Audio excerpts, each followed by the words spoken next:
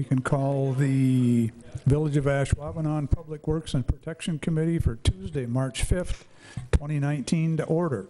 Roll call, please. Mike McChesky. Here. Allison Williams. Here. John Euclid. Here. Ken Bukowski. Here. And Josh Cornholz. Here. Okay, it's I pledge allegiance to the flag of the United States of America and to the republic for which it stands, one nation, under God, indivisible, with liberty and justice for all. We've had a request to change the agenda to delete item 7D and move 7C to number 1. So moved. Second. We have motion and a second to adjust the agenda. All in favor? Aye. Aye, motion carries. Action on the minutes from the December 4th, 2018 meeting. Move to approve. Second. Motion and a second to approve December 4th, 2018 meeting minutes. All in favor? Aye. Aye, motion carries. Comments from the public must be limited to items not on the agenda.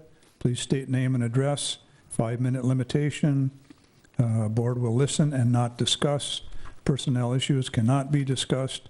Board is not able to take actions. Seeing no public members, we can dispense with that. And it'll cost you $20. Okay. I'm kidding. I'm only kidding. Action item. We just changed 7C to 7A. 2019 Public Works pickup truck. Boy, I was hoping this was all engineering. We were going to talk about pipe and stuff tonight. We could talk about stormwater if you want. No, Okay. Ken, any questions or objections to that? not a one. All right. So what kind of truck are we buying? We solicited quotes from 7 different dealerships. I guess let me start first off saying this was a 2019 Public Works budget item. We had $30,000 for a new pickup truck, 2-wheel drive extended cab pickup truck for the street department use. So we sent out information from 7 different dealerships and received 4 quotes back from 2 different dealerships. And that's the attached sheet there, Broadway Chevrolet, Broadway Ford, Ewald Chevrolet, and Ewald Ford. The best price we received was from Ewald down in Oconomowoc for a Chevrolet for the price of $23,392.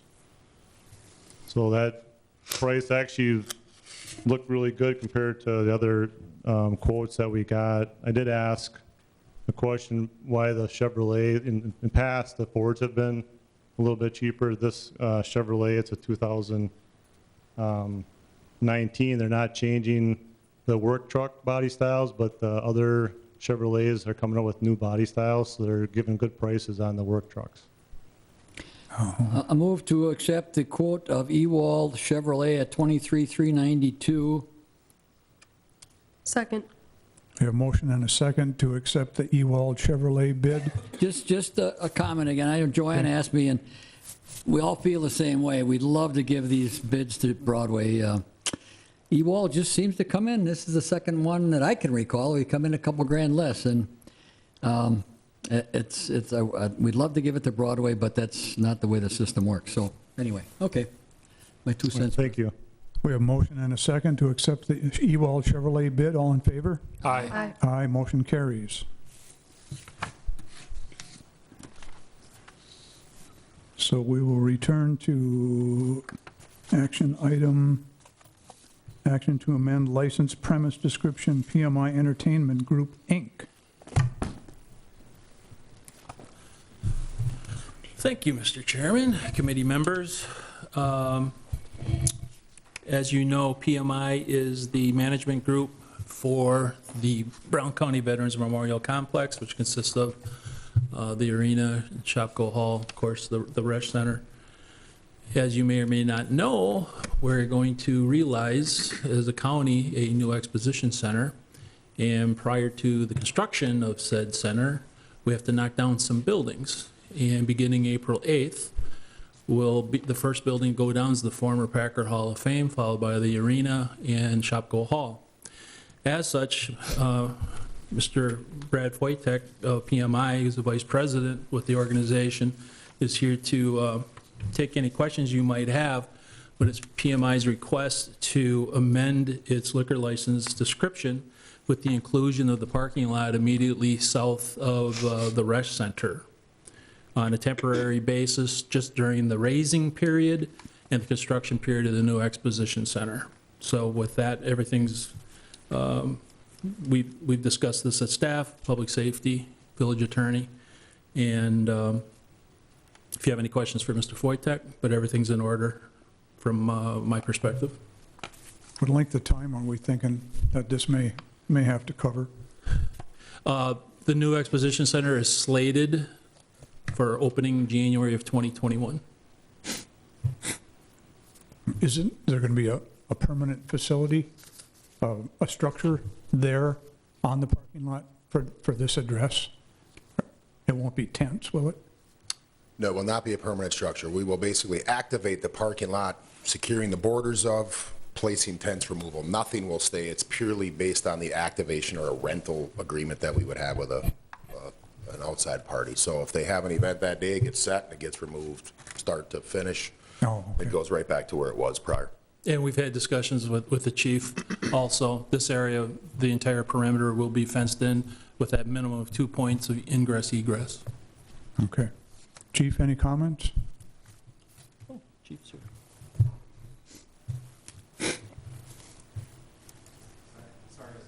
President, what was the question again? Any comments on the request? Oh, as the village manager, just say no. Okay, okay. No, we've gone through it at staff and whatnot, and You're obviously not an engineer, so that's. No. Yeah, okay. Am I reading your roadmap correct here, that you're going to actually close off part of Armed Services Drive? No? no, No. no, this is going to be strictly in the blue, what we The blue consider the lot. blue parking lot.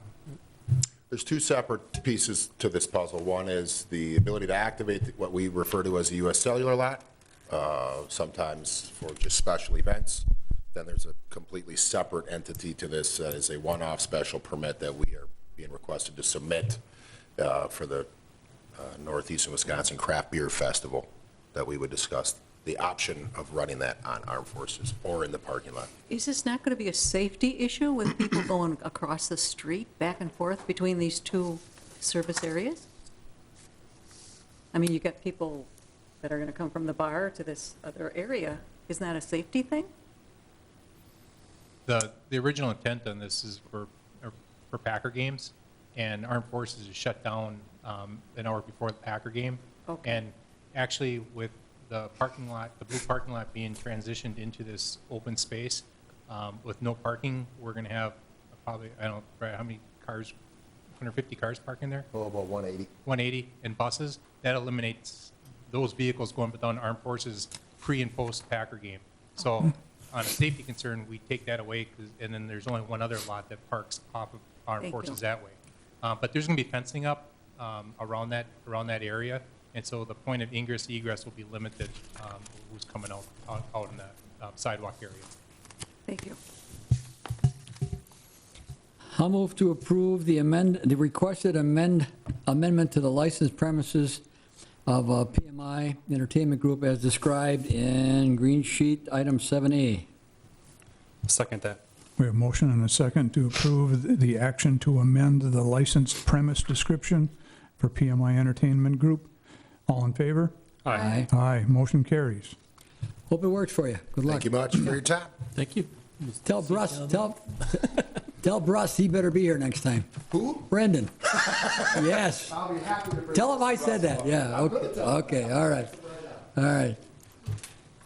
Okay, we can move on to action item 7B, action on Class B beer, Class B liquor license for Big Top Ashwaubenon LLC.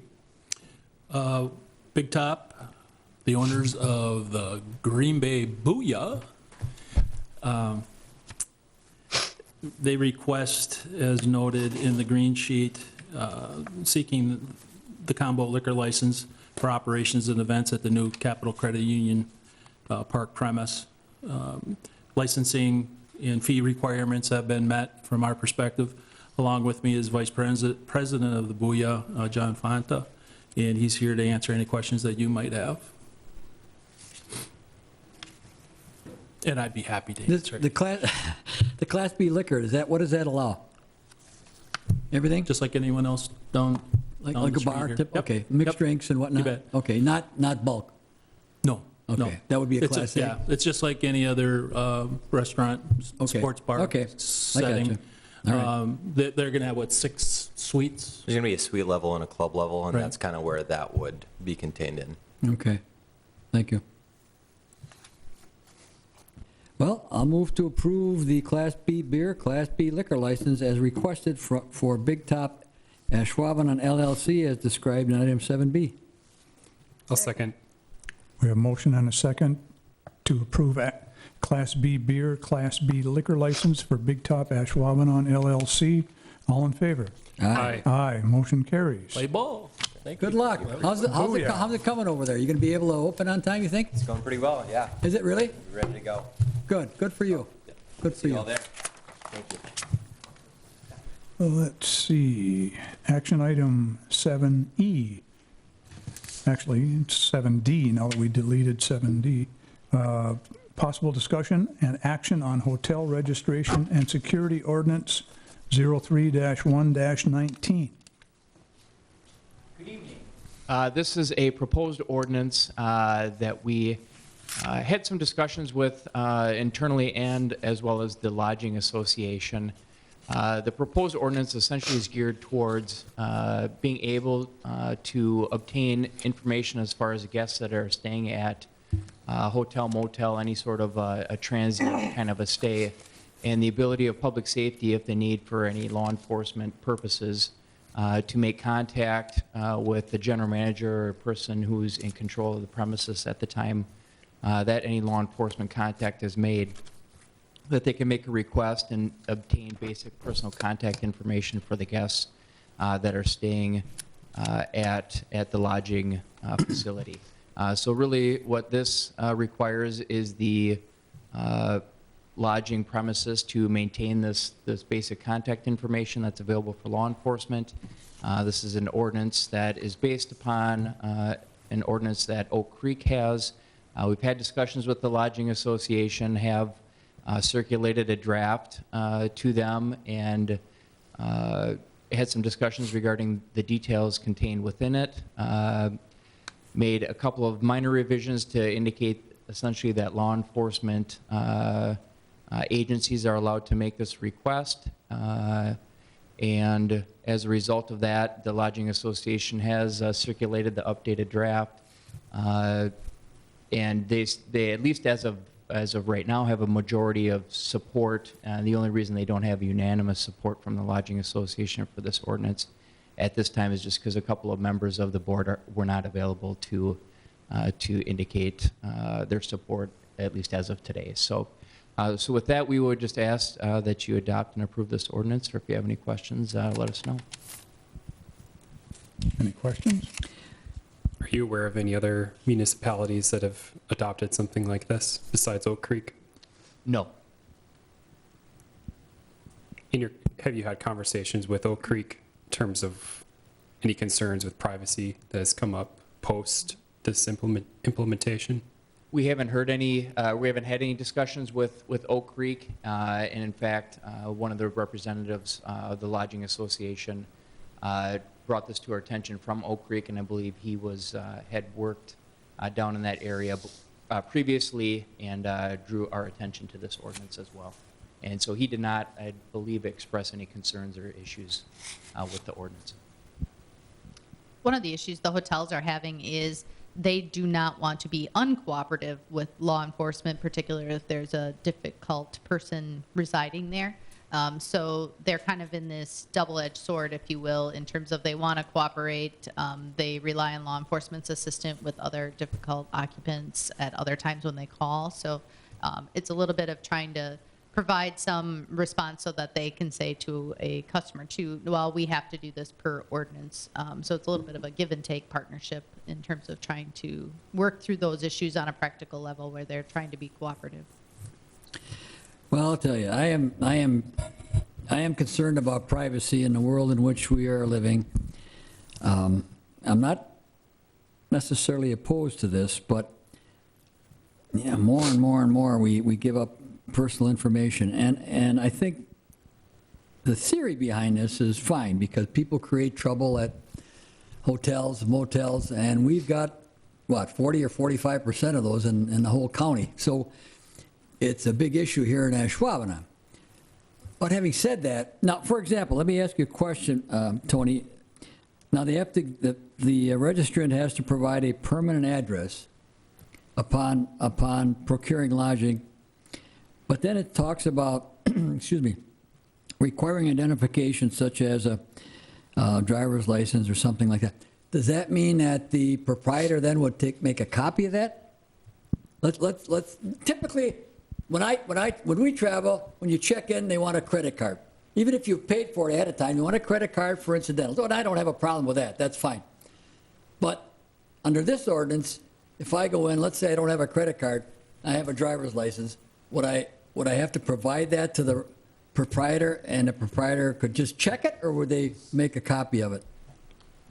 Do I you know? think ultimately it would be up to the proprietor. What I would assume would happen is that they would make a photocopy of it just so they have a copy for their purposes and record keeping. I don't believe that the ordinance would require it. It would be up to their discretion. Okay. But I would expect that they would probably make it. Yeah, I agree with you. When you read it, it does not require that the proprietor make a copy of whatever it is they're using for identification. Well, it's some form as will reasonably assure that the registrant is the person under whose name such lodging is being procured. So that says to me that if I show the individual, or if I show the person behind the desk my driver's license and it matches what I've told them, then I would think that's adequate. Yeah, Chief, is this going to help you or help the department? Yes, it will. And we've actually been asking the hotels locally to do this for a long time. It cuts down on the riffraff, people paying cash Sure. and not showing identification. It's for the protection of the hotel and their patrons that are there, not just on our end.